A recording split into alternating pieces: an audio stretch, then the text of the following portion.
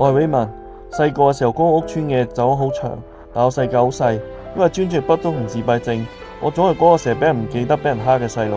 畢業之後見盡無數拒絕我為止冇未來。直到嗰一日，一封電郵打破咗沉默啦。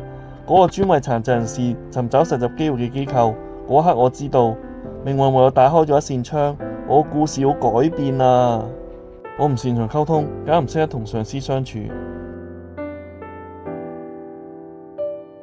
但我冇放棄，喺大學時間透過機構爭取到領展和記港澳等大公司嘅實習機會，拼命參加學會同興趣班。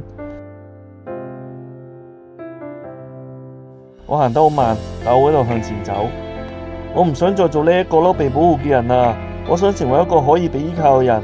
我想為其他人帶來價值，俾一啲同我一樣迷茫嘅人，透過我能夠得到幫助同力量。